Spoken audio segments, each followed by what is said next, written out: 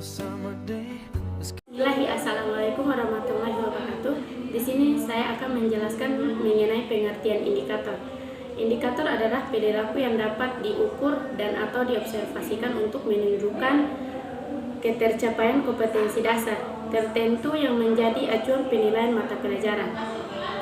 Indikator merupakan penanda pencapaian kompetensi dasar yang ditandai oleh perubahan perilaku yang dapat diukur yang mencakup sikap, pengetahuan, dan keterampilan. Indikator dikembangkan sesuai dengan karakteristik peserta didik, mata pelajaran satuan pendidikan potensi daerah, dan dirumuskan dalam kata kerja operasional yang terukur dan atau dapat diobservasikan. Dalam mengembangkan indikator perlu mempertimbangkan satu, tuntutan kompetensi yang dapat dilihat mulai kata kerja yang digunakan kompetensi dasar. 2. Karakteristik mata pelajaran peserta didik dan sekolah. 3. Potensi dan kebutuhan peserta didik, masyarakat, dan lingkungan atau daerah.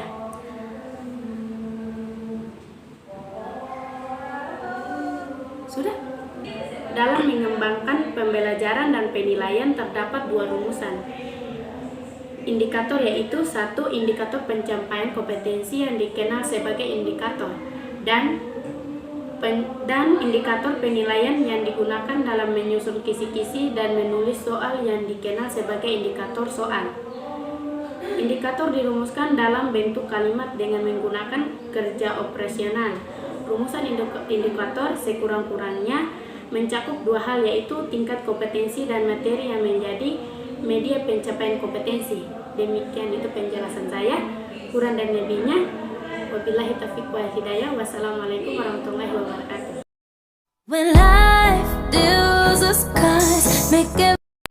Bismillahirrahmanirrahim. Assalamualaikum warahmatullahi wabarakatuh. Perkenalkan, nama saya Hajar Muhammad. Saya dari kampus Institut Agama Islam Negeri Ambon, jurusan Pendidikan Matematika.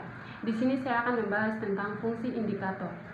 Adapun fungsi indikator yaitu 1. Pedoman dalam mengembangkan materi pembelajaran. Pengembangan materi pembelajaran harus sesuai dengan indikator yang dikembangkan.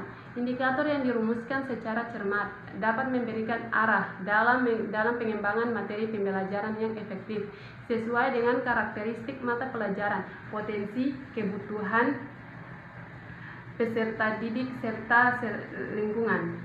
2. Pedoman dalam mendesain kegiatan pembelajaran. Desain pembelajaran perlu dirancang secara efektif agar potensi dapat dicapai secara maksimal. Pengembangan desain pembelajaran hendaknya sesuai dengan indikator yang dikembangkan, karena indikator yang dapat memberikan gambaran kegiatan pembelajaran yang efektif untuk mencapai kompetensi. Indikator yang menuntut kompetensi dominan pada aspek prosedural menunjukkan agar kegiatan pembelajaran dilakukan tidak dengan strategi ekspositori, melainkan lebih tepat dengan strategi discovery. 3. Yaitu pedoman dalam pengembangan bahan ajar. Bahan ajar perlu dikembangkan oleh guru guna menunjukkan pencapaian kompetensi peserta didik. Pemilihan bahan ajar yang efektif harus sesuai tuntunan indikator sehingga dapat meningkatkan pencapaian kompetensi secara maksimal. 4. Yaitu pedoman dalam merancang dan melaksanakan penilaian hasil belajar indikator menjadi pedoman. Dalam merancang, melaksanakan sermateng evaluasi hasil belajar. Rancang penilaian memberikan acuan dalam membentukkan bentuk dan jenis penilaian, serta pengembangan indikator. Penilaian harus mengacu pada indikator pencapaian yang dikembangkan sesuai dengan tuntunan SK dan KD. Ya, mungkin itu saja pembahasan dari saya. Kurang dan lebihnya saya mohon maaf. Wassalamualaikum warahmatullahi wabarakatuh. Bismillahirrahmanirrahim. Assalamualaikum warahmatullahi wabarakatuh. Di sini saya akan menjelaskan tentang kegunaan perumusan indikator. Perumusan tujuan indikator perlu karena indikator merupakan penjabaran lebih rinci dari tujuan yang lebih besar, kompetensi dasar atau KD, sehingga bila indikator tercapai, kemungkinan akan tercapai KD akan lebih besar pula. membantu siswa, guru, evaluator memahami dengan jelas apa-apa yang diharapkan sebagai hasil suatu kegiatan pembelajaran. Membuat siswa, sebab dengan adanya indikator ini siswa dapat mengatur waktu, energi dan pemusatan perhatiannya pada tujuan yang akan dicapai. Membantu guru, sebab dengan adanya tujuan ini akan dapat mengatur kegiatan pembelajarannya, metodenya, strateginya untuk mencapai tujuan tersebut. Evaluator, sebab dengan adanya tujuan ini evaluator dapat menyusun tes sesuatu dengan apa yang harus dicapai siswa. Indikator merupakan kerangka dari pembelajaran yang guru laksanakan. Indikator merupakan penanda tingkah laku yang harus diperhatikan siswa sesuai dengan kegiatan pembelajaran. Terima kasih.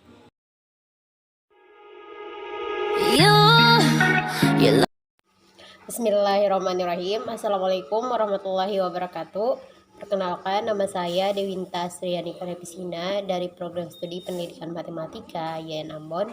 Di sini saya akan melanjutkan materi terkait pengembangan indikator yang sudah dijelaskan sebelumnya oleh teman-teman saya. Dan di sini penjelasan saya yaitu terkait komponen indikator, yang dimana indikator harus mengandung unsur-unsur yang dapat memberikan petunjuk kepada penyusun tes agar ia dapat mengembangkan tes yang benar-benar mengukur perilaku yang terdapat di dalamnya. Adapun 4 unsur yang terdiri dari 1. Audience, yaitu orang yang belajar. 2. Behavior, yaitu perilaku yang spesifik yang akan dimunculkan oleh orang yang belajar yang setelah selesai proses pembelajarannya dalam belajar tersebut. 3. Condition, yaitu kondisi batasan yang dikenakan kepada siswa atau alat yang digunakan siswa pada saat ia dites, bukan saat ia belajar. Misalnya, 1. Diberikan berbagai rumus. 2. Menggunakan kriteria yang ditetapkan. 3. Dengan memberikan kalimat-kalimat dalam bahasa Indonesia, Inggris, atau Arab. 4. Diberikan kesempatan 3 kali percobaan. 4. Degrade, tingkat keberhasilan siswa dalam mencapai perilaku ditunjukkan dengan batasan minimal dari penampilan suatu perilaku yang dianggap diterima. Contohnya, 1. Paling sedikit 80% benar. 2. Minimal 90% benar. 3. Dalam waktu paling lambat 2 minggu. 4. Minimal sejauh 3 meter. 5. Minimal setinggi 160 cm. Mungkin itu saja yang dapat saya sampaikan. Sekian dan terima kasih. Wassalamualaikum warahmatullahi wabarakatuh. Assalamualaikum warahmatullahi wabarakatuh. Jumpa lagi dengan saya. Di sini saya akan melanjutkan materi terkait mekanisme pengembangan indikator. Yang dimana 1. Menganalisis tingkat kompetisi dalam standar kompetisi dan kompetisi dasar. Langkah pertama pengembangan indikator adalah menganalisis tingkat kompetisi dalam SK dan KD. Tingkat kompetisi dapat diklasifikasikan dalam 3 bagian, yaitu tingkat pengetahuan, tingkat proses, dan tingkat penerapan. Kata kerja pada tingkat pengetahuan lebih rendah daripada tingkat proses maupun penerapan. Tingkat penerapan merupakan tuntunan kompetisi, baik yang menyangkut kognitif, afektif, maupun psikomotorik.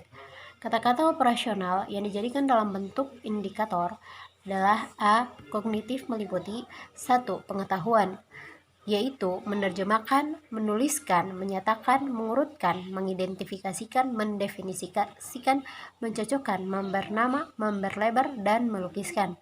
2. Pemahaman, yaitu menerjemahkan, mengubah, menggeneralisasikan, menguraikan, melukiskan kembali, merangkum, membedakan, mempertahankan, menyimpulkan, mengemukakan pendapat, dan menjelaskan. 3. Penerapan, yaitu mengoperasikan, menghasilkan, mengatasi, mengubah, menggunakan, menunjukkan, mempersiapkan, dan menghitung. 4. Analisis, yaitu mengoperasikan, menghasilkan, mengatasi, mengubah, menggunakan, menunjukkan, mempersiapkan, dan menghitung. 4. Sintesis, yaitu merancang, merumuskan, mengorganisasikan, menerapkan, memadukan, dan merencanakan. 6. Mengkritisi, yaitu menafsirkan dan memberikan evaluasi.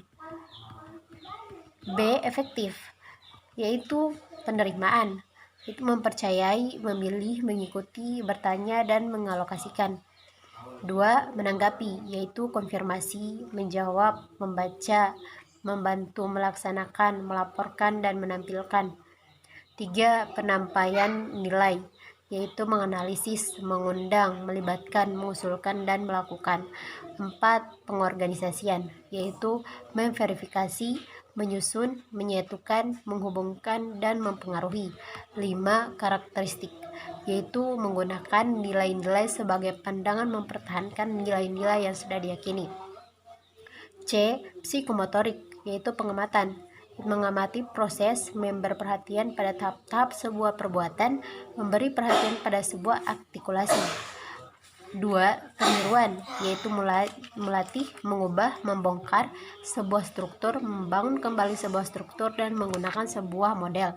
3. Pembiasaan, yaitu membiasakan perilaku yang sudah dibentuknya, mengontrol kebiasaan agar tetap konsisten. 4. Penyesuaian, yaitu penyesuaian model, pengembangan model, menerapkan model. Yang kedua, menganalisis karakteristik mata pelajaran peserta didik dan sekolah. Ketiga, menganalisis kebutuhan dan potensi. Keempat, merumuskan indikator. Dalam merumuskan indikator, perlu diperhatikan beberapa ketentuan sebagai berikut. A. Setiap KD dikembangkan sekurang-kurangnya menjadi 3 indikator. B. Keseluruhan indikator mempunyai tuntunan kompetisi yang tertuang dalam kata kerja yang digunakan dalam SK dan KD. C. Indikator yang dikembangkan harus mengembangkan hierarki kompetisi. D. Rumusan indikator sekurang-kurangnya mencakup 2 aspek, yaitu tingkat kompetisi dan materi pembelajaran. E. Indikator harus dapat mengakomodir karakteristik mata pelajaran sehingga menggunakan kata kerja operasional yang sesuai. F. Menggunakan indikator dapat dikembangkan menjadi beberapa indikator penilaian yang mencakup ranah kognitif, efektif, dan psikomotorik. Yang kelima, mengembangkan indikator penilaian. Mungkin itu saja yang dapat saya sampaikan dari materi selanjutnya ini. Sekian dan terima kasih. Wassalamualaikum warahmatullahi wabarakatuh. When life deals us cards, make everything